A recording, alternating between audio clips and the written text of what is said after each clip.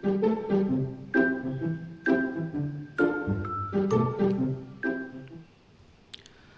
semuanya, perkenalkan aku dengan Dok Sans dari Crypto Health. Oke, di sini aku akan membahas ya persiapan alt season 2025. Oke, nextnya. Berbagai informasi yang disampaikan di dalam sini merupakan analisa internal pribadi ya, bukan acuan membeli maupun menjual. Ya, di sini kita ya seperti ya aku juga seperti kalian juga ya, seorang crypto bros ya.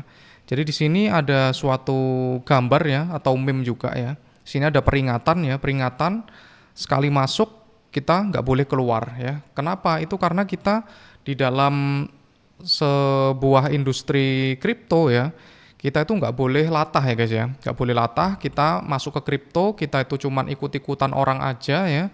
Jadi kalau aku ya, itu kalau sekali masuk ya udah nggak keluar-keluar ya, sampai nanti pun, sampai tua pun, sampai ya sampai kiamat ya guys ya. Sampai kiamat kita tetap di dalam dunia kripto ya, karena aku percaya ya di sini adalah aset investasi masa depan ya. Kalau misalkan dulu kita punya aset itu adalah rumah ya kan, properti, kemudian emas, kemudian ada lagi saham ya, saham di negeri kita, saham di US. Nah, kalau kedepannya itu adalah kripto dan juga AI ya guys ya. Oke, jadi kalau kita sudah masuk ya, walaupun kita nanti udah masuk ke bear market, kita nggak boleh lepas dari sini ya guys ya. Kalau misalkan kita lepas, itu sama aja kita lengah ya guys ya. Lengah, kemudian kita nggak mengerti opportunity ya, atau kesempatannya ya, di balik nanti bear market kita bisa serok dan lain sebagainya. Kita mempelajari industri ini karena kita udah lock in ya guys ya. Lock in itu ibaratnya kita udah fokus ke kripto ya. Oke, nextnya ya, di sini persiapannya apa ya? Seperti biasanya ya, seperti yang kuajarkan, selalu kita itu mencari makro katalisnya, makro analisanya. Itu gimana? Bitcoin ini kemana gitu ya? Sebelum kita persiapan ke alt season, kita harus mengerti makronya ini lagi bagus apa enggak sih gitu ya. Oke, nextnya ya. Selalu ingat rumusnya, Bitcoin naik tinggi dan turun dalam itu sangat dipengaruhi oleh makroekonomi ya. Sama seperti kemarin ya, pidato atau speech dari Jerome Powell ya, kakek Jerome, itu langsung membuat harga itu 117k ya guys ya. Kemudian dimanipulasi oleh bandar, oleh Binance yang bekerja sama dengan Wintermute ya, seorang whale atau market maker di situ, sehingga membuat harganya Bitcoin tuh sama seperti sekarang ya, di 110, 109 itu sangat rendah banget ya. Manipulasinya emang sangat kejam ya, terutama dari Binance biasanya ya. Jadi Binance itu dari dulu ya, dari siklus 2017 itu memang dia terkenal dengan manipulasi marketnya ya. Kemudian tadi juga aku posting ya, berita juga ya di story IG ya. Kalau misalkan harga BNB itu kan kuat banget ya, kuat banget. Kenapa? Karena ada Wintermute di belakangnya gitu ya, atau market maker ya. Oke, kita melihat dari apa dulu dok gitu ya. Jadi kita melihat dari liquidation map ya. Di sini kita bisa melihat ya. Di sini dari CoinGlass ya, dari CoinGlass. Di sini Binance ya, Binance kemudian Bitcoin USDT. Di sini kita bisa melihat ya. Nah, dari sini kita bisa melihat kalau yang merah itu adalah long ya, long liquidation. Kalau yang hijau itu adalah short ya. Jadi di sini dalam 30 hari itu adalah ada ketimpangan ya guys ya, ada ketimpangan ya. Kalau yang memasang posisi short itu lebih banyak daripada yang posisi long di sini ya. Jadi trader long yang terlikuidasi pada tanggal 24 ya, 24 Agustus 2025 itu sebesar 503 juta dolar ya di sini ya. Kelihatan di sini 503 juta dolar yang terlikuidasi itu lebih besar daripada yang nge-short. Yang nge-short berapa yang terlikuidasi? Cuman 160 ya. Ini perbandingannya 1:4 ya seharusnya ya. Gitu. Dengan kita melihat liquidation map seperti ini, kita seharusnya bisa melihat kalau Bitcoin nantinya bakalan dipump ke sini ya. Kenapa ya? Karena harus melikuidasi orang yang short gitu. Kenapa kok harus dilikuidasi? Karena Binance ya atau exchange itu nggak mau rugi guys ya, nggak mau rugi. Kalau misalkan para retail atau para trader itu menang terus nggak dilikuidasi, yang boncos itu siapa? Yang boncos adalah Binance ya. Makanya Binance ini melikuidasi yang short dulu ya, yang long ya. Yang long itu dilikuidasi dulu, sekarang sampai di harga 150 108 ya tadi guys ya, 108k ya untuk Bitcoin BTC. Itu berarti dia milihnya untuk melikuidasi yang di kiri dulu, sisi kiri dulu, kemudian langsung dinaikin ke atas ya. Kapan naiknya dok? Ya terserah mereka ya. Terserah mereka mau naikin itu kapan. Yang jelas yang perlu kita tahu adalah exchange bakal menaikkan harga ke atas. Fungsinya buat apa dok? Fungsinya buat melikuidasi atau membuat rugi orang yang futures short gitu ya. Oke, di sini tampak futures trader yang pasang long sudah banyak yang terlikuidasi. Menurutku sudah kering ya liquidity di harga bawah ya, apalagi sekarang sudah 109, 108 seharusnya cukup ya. Winter mute ya, please ya, winter mute ya. Winter mute please ya. Jangan diturunin lagi, kalau misalkan diturunin lagi itu bisa bahaya guys ya. Bahkan ya kalau misalkan ya kurang dari 107, 106 itu menuju bear market guys malahan kayak gitu ya. Karena di situ adalah support terkuat ya sebenarnya 108, 107 gitu ya. Artinya gini ya, langkah kaki Bitcoin untuk nanjak, kaki naik kencang itu lagi lebih ringan ya guys ya. Jadi kalau misalkan kita sudah nge-squeeze atau melikuidasi yang pasang long di batasan 108, 109 itu kan udah ke bantai semua. Nah, akhirnya Bitcoin untuk mau naik itu udah kakinya ringan ya guys ya. Seperti nggak ada yang narik lagi. Oke, exchange atau market harus melikuidasi posisi short yang gendut ya. Ini kan gendut ya. Gendut sampai gunungnya ini naik ke atas ya. 5 billion guys. 5 billion. 500 guys, 500 billion ya. Oke, di mana dok posisi yang banyak melikuidasi short trader? Jawabannya adalah di harga 120 ya. 120 di sini tuh banyak banget ya guys ya. Gitu. Untuk all time high-nya di sini. Oke. Ya. Next-nya. Oke, terus yang kedua apa dok? Yang kedua adalah RRP ya, RRP versus harga Bitcoin. RRP itu apa? RRP adalah reverse repo ya guys ya. Reverse repo ya, ialah operasi moneter yang dilakukan oleh bank sentral atau the Fed ya. Jadi bisa kita lihat di sini ya, untuk grafiknya ini di atas, ini pada saat bear market ya. Pada saat RRP-nya tuh likuiditasnya itu diketatin ya, naik, Bitcoin itu harganya turun guys ya. Pada saat RRP-nya itu turun ya, harga Bitcoin juga semakin nanjak gitu ya. Jadi kita bisa melihat RRP sekarang di mana dok? RRP sekarang yang garis biru ini ya. Garis biru ini sedang turun guys. Sedang all time low, makanya Bitcoin bisa naik kencang. Oke. Jadi di sini pada saat perbatasan ini adalah di tahun 2022 ya mulainya di sini ya. Tahun 2022. Oh di sini guys. Ya di sini bottomnya ya. Ini kan lagi naik-naiknya kan, naik lagi all time high untuk RRP, kemudian Bitcoin juga lagi all time low ya, bottom 2022 ya, harga 15k ya, harga 15k, 16k itu di sini. Setelah RRP-nya tuh mulai turun ya, Bitcoin juga mulai naik kayak gitu ya. Sekarang kita posisinya di mana? Masih di sini. Berarti ada potensi Bitcoin masih naik lagi guys, kayak gitu. Naik yang terakhir kalinya ya, kita harus persiapan. Oke, jadi RRP itu istilahnya the Fed meminjam uang dari lembaga keuangan jangka pendek, biasanya tuh namanya overnight ya. Dan sebagai gantinya memberikan jaminan berupa surat utang negara atau treasury. Tujuan utama dari RRP adalah menyerap kelebihan likuiditas dari sistem keuangan, yaitu mengurangi jumlah uang yang beredar ya.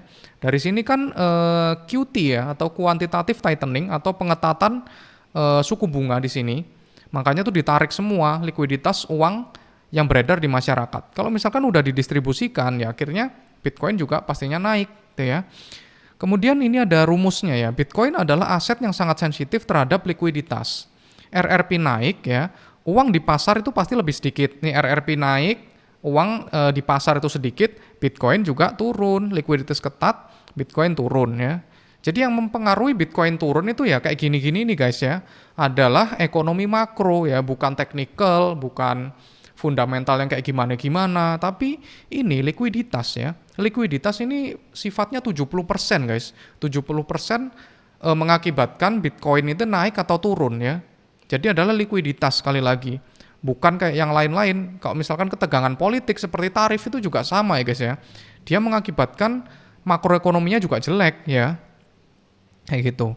Kemudian kalau RRP turun ya, RRP-nya turun nih misalkan, nah ini yang garis birunya ini turun, uang di pasar jadinya lebih banyak, likuiditas lebih longgar, Bitcoin naik akhirnya, ya, betul kan?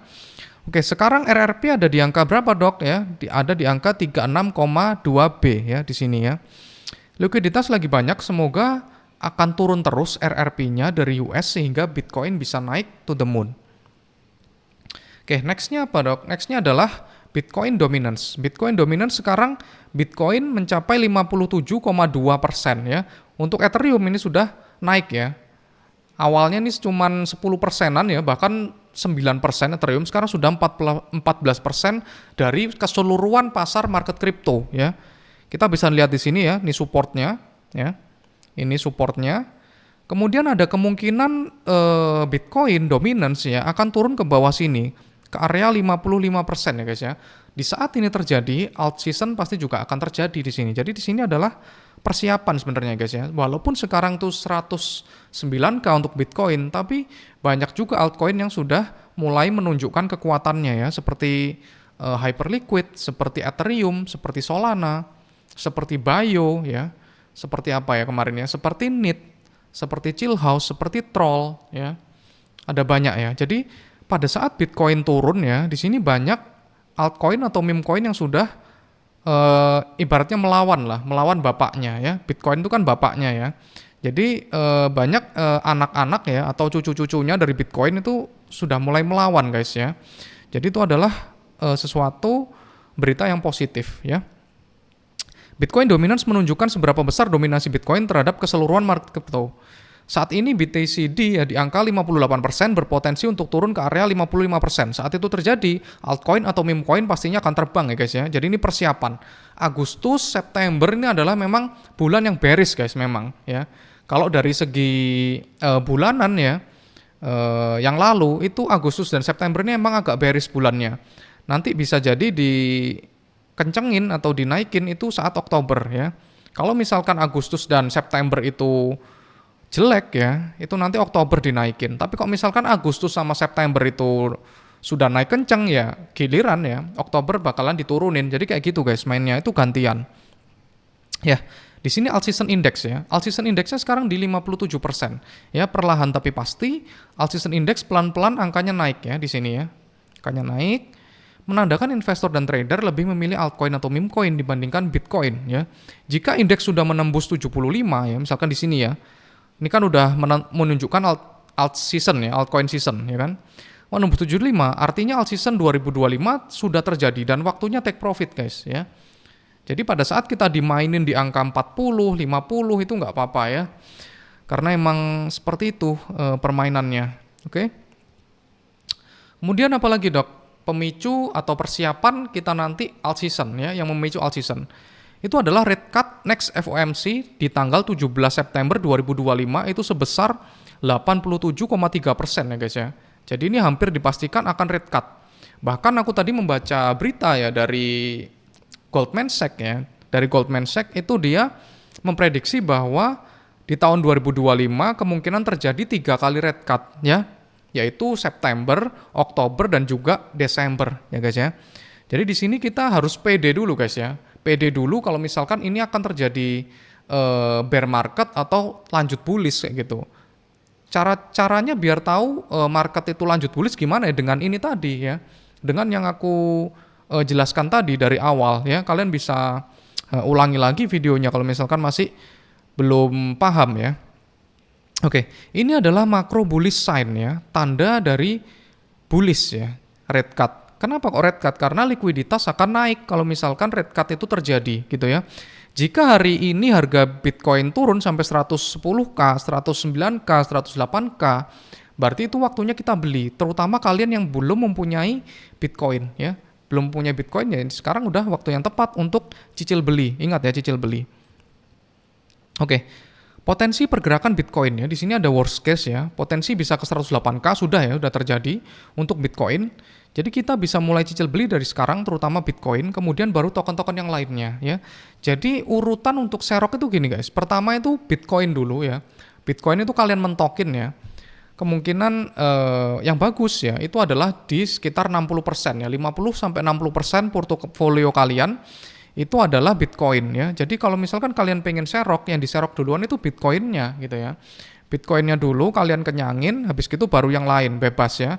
Koin kesayangan kalian. Nah di sini dijelaskan ya, kalau misalkan 108K ya, 108K itu adalah area demand zone. Artinya apa? Artinya banyak orang yang bakalan membeli di daerah sini gitu ya.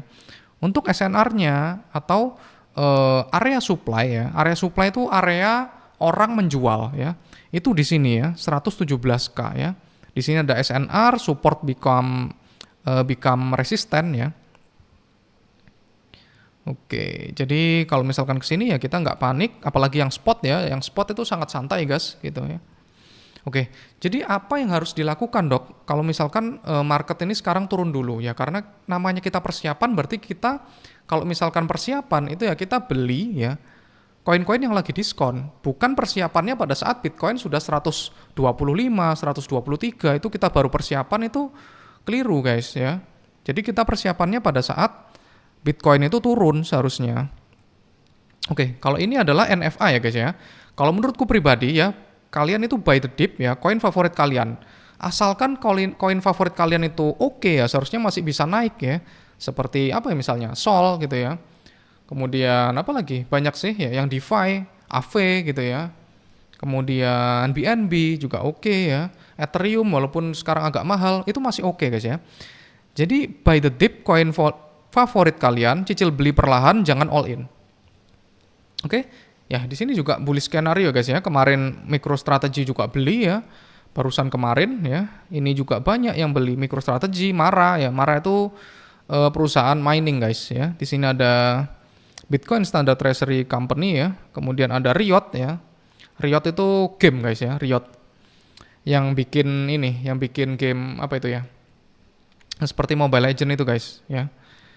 Kemudian Metaplanet itu dari Jepang ya. Kemudian Trump, punyanya medianya Trump itu juga punya Bitcoin gede banget guys ya. Kemudian Coinbase juga, Tesla juga punya ya. Jadi perusahaan-perusahaan gede dunia itu juga belinya adalah Bitcoin gitu ya. GameStop ya. Riot ini loh apa? Yang mobile itu loh guys gitu ya. Lupa aku namanya. Oke. Kemudian harga Bitcoin selalu naik ya guys ya di sini ya. Jadi kita misalkan kita sangkut ya sama, tinggal kita hold aja 4 tahun pasti nanti dia balik lagi. Misalkan kita apes nih ya, kita beli di pucuk banget ya, tapi tetap bisa naik ya, pasti ya tetap bisa naik, bisa dijamin itu. Oke, Bitcoin Banana Zone akan segera tiba ya. Di tahun-tahun berikutnya, sebelumnya ya, di tahun-tahun sebelumnya, Bitcoin cycle Banana Zone selalu terjadi ya, nantinya pasti juga akan terjadi di sini. All Season Index terakhir ya di Desember 2024 pastinya nanti kita juga akan mengalaminya, nggak tahu di kapan ya, kurang sekali lagi atau all season terakhir. Ya, join with our positive community ya, kalian akan dibimbing dari awal dari cara membangun portofolio kripto yang benar sampai cuan bareng ya di market kripto, mau bull market atau bear market, kita akan selalu cuan. Ya, di sini ada testimoninya, di sini banyak banget ya guys ya. Sebenarnya masih belum diupdate ya. Di sini kita call need ya di market cap 3 ya, 3M ya, sekarang 30M ya, itu sudah 10x ya, atau 1000%. Chill House juga kita call itu dari bawah banget guys ya. Kemudian ada SPX, kita juga udah 2x, kemudian dari Fartcoin juga udah naik tinggi, Bitcoin juga naik tinggi ya. Hyperliquid juga udah banyak sekali ya guys ya. Gitu. Nih dapat Fart lagi, banyak ya. Di sini kita ya. Oke. Ada cara-caranya juga guys. Nah, ini juga dapat 30 juta ya per hari ya. Sini juga banyak banget guys ya. Oke. Kalau kalian ingin join ya di komunitas Crypto Health, kalian bisa hubungi admin yang ada di sini ya. Nanti kita bisa video call bareng ya tiap Sabtu ya, itu untuk membangun kriptofolio kalian ya. Kriptofolio kalian itu misalkan aku pegang ini dok, gimana bagus apa enggak. Nah, itu nanti one on one ya kita ya. Jadi satu-satu ya kita video call. Kemudian kita juga ya menganalisis market makro ya terutama ya di grup. Oke, kalian bisa hubungi admin ini sebelum harganya naik. Ya. Terima kasih, semoga kita cuan selalu.